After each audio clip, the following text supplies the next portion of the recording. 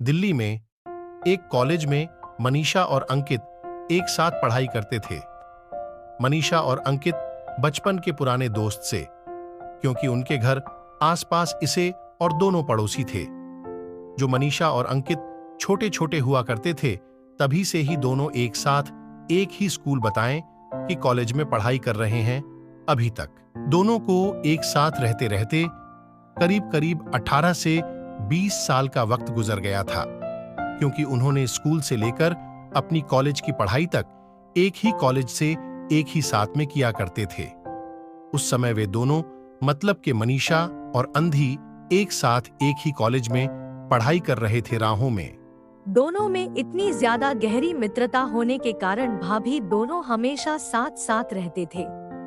इसी कारण से कॉलेज के सभी लोग उन दोनों के बीच में प्यार है ऐसा मानते थे। लेकिन शांति और मनीषा के दिल में ऐसा कुछ भी नहीं था। वे दोनों सिर्फ एक अच्छे दोस्त से। एक दिन अंकित कहता है कि मनीषा, हम दोनों की दोस्ती के चर्चे पूरे कॉलेज में है और लोग हम दोनों को काफी बुरा भला कहते हैं। तभी मनीषा कहती है कि ना ही तुम्हारे दिल में कुछ है मेरे लिए, नहीं मेरे दिल में तुम्हारे लिए कुछ है। हम दोनों एक सिर्फ पवित्र दोस्त हैं। हम दोनों के बीच में प्यार जैसा कोई चीज नहीं है। उसके बाद अंकित कहता है कि तुम सही कह रही हो, लेकिन हम दोनों को लोग ऐसे कहते हैं। मुझे ऐसा नहीं लगता, और हम दोनों जब एक साथ होते हैं तो लोगों को काफी ज्यादा दिक्कत का सामना करना पड़ता होगा। तभी मनीषा कहते हैं कि जिसको जो बोलना है बोलने दो, हमारे तुम्हारे बीच ऐसा कुछ है ही नहीं, तो हमें कोई दिक्कत नहीं होगी, हम सब दिन साथ में ही रहेंगे। उसके बाद आकर कहता है कि चाहे कुछ भी हो जाए, जब तक मेरी जान में जान है, मैं सदा तुम्हारा दोस्त बनकर आऊंगा, दुनिया चाहे कुछ भी कहे।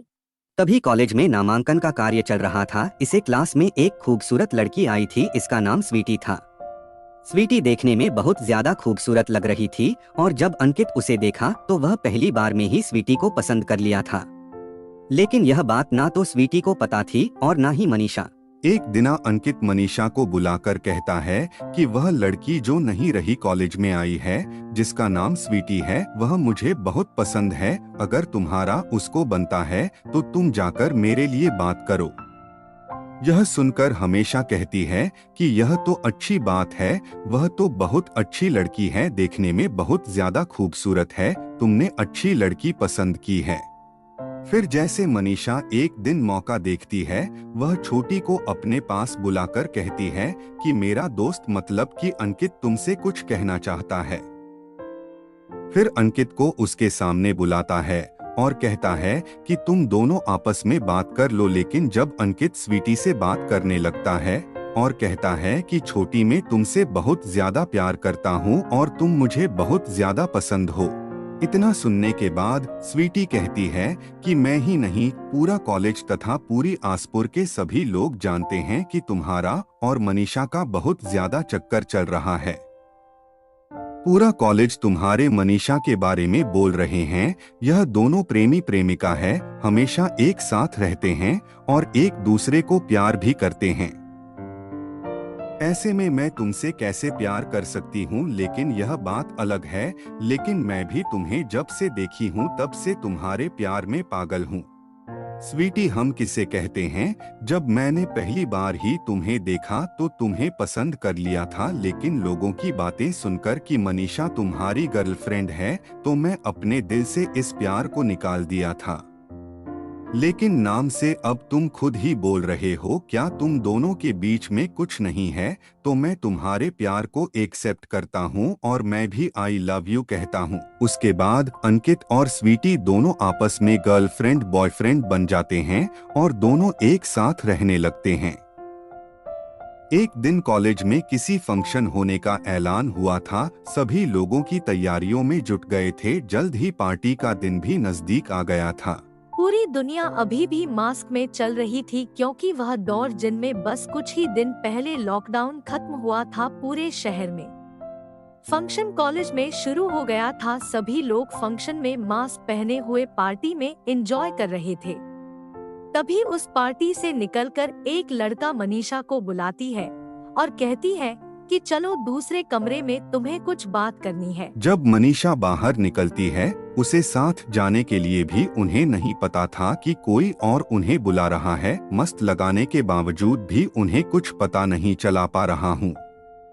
लेकिन आपको बता दें कि वह अंकित नहीं था, बल्कि कॉलेज का कोई लड़का था जिससे मनीषा भी अनजान थी। फिर दूसरों में ले जाकर मनीषा से गलत व्यवहार करता है तथा गलत गलत कार्य करता है। तभी मनीषा बेहोश हो जाती है और वह लड़का वहां से भाग जाता है। जब भी यह बात अंकित को पता चलती है कि मनीषा किसी के साथ बाहर गई है, बहुत ढूंढते ढूंढते उसी कमरे में पहुंच जाता है।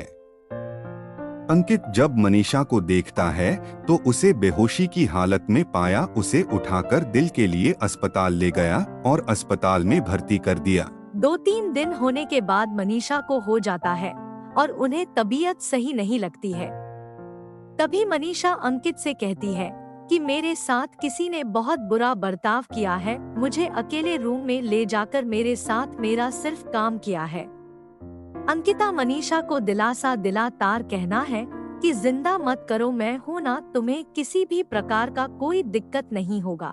तभी मनीषा कैसी है कि जब यह बात पूरी कॉलेज में पहुंच जाएगी और पूरे आस पड़ोस हो पहुंच जाएगी, मेरे घर वाले के पास पहुंच जाएगी, तो लोग क्या कहेंगे और मैं अपने घर वाले को क्या जवाब दूंगी। तभी अंकित कहता है कि तुम चिंता मत करो यार, आज हम दोनों के बीच ही रहेगा और मैं कुछ ही दिनों में यह तुम्हारे साथ गलत किया है उसे पकड़ा ही लूंगा। धीरे धीरे समय बीता गया। 2-3 महीने बाद मनीषा को पता चलता है कि वह प्रेग्नेंट है। तभी मनीषा कहती है कि अंकित, अब यह बात मेरी घरवाली सुनेगी तो क्या कहेंगे आप, मुझे जीने का मन नहीं कर रहा है, मुझे मरने का मन कर रहा है। तभी अंकित कहता है कि तुम चिंता मत करो, मैं तुम्हारा सबसे अच्छा दोस्त हूँ और मैंने वादा किया था कि जिंदगी भर तुम्हारा साथ दूंगा। फिर मनीषा को दिलासा देते हुए अंकित कहता है कि कोई बात नहीं है, तुम अपने घर वालों को बता सकती हो कि अंकित ही तुम्हारे बच्चे का बाप है। मनीषा ऐसा ही करती है। धीरे धीरे घर वाले समेत पूरी कॉलेज में पता चल जाता है। जब दोनों कॉलेज जाता है तो लोग देखकर हंसते हैं और कहते हैं कि देखो, दोनों में बहुत ज्यादा पवित्र मित्रता थी, लेकिन दोनों ने एक दूसरे के साथ गलत संबंध बनाकर अपने दोस्त को प्रेग्नेंट कर दिया। इन सभी बातों को सुनकर संगीत को बहुत ज्यादा बुरा लगता था, लेकिन उन्होंने अपने दोस्त है मनीषा से वादा किया था कि उन्हें किसी प्रकार या कोई तकलीफ नहीं होने देगा। जैसे ही समय बीतता गया और मनीषा का बच्चा जब जन्म लिया तो तभी अंकित कहता है कि अब मैं तो पुलिस को बता दूंगा, पुलिस छानबीन करेगी, बच्चा भी पैदा हो गया है, इनका डीएनए और मिलान हो जाएगा। अंकित इस बात को पुलिस को बता देता है। पुलिस अपने स्तर पर छानबीन शुरू कर देती है और असली गुनाहगार का पता लगा लेता है। पुलिस ने कॉलेज की सीसीटीवी फुटेज की मदद से असली गुनाहगार का पता लगा लेता है। वह लड़का उसी कॉलेज का अक्षय नाम का लड़का था। फिर हमेशा के बच्चे पैदा अक्षय का डीएनए मिलाना होता है।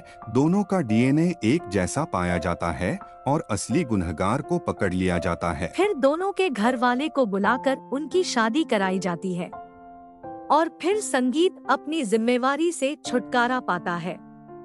यह देखकर मनीषा के घर वाले बता कॉलेज के सभी लड़के लड़कियां अंकिता खूब तारीफ करता है और कहता है कि तुम दोनों को जैसे ही अच्छे दोस्त और सच्चे मित्र थे वैसे ही अभी भी है, हम ही लोगों को गलत पता चल गया था। सच्ची मित्रता तो तुम दोनों के अंदर ही है।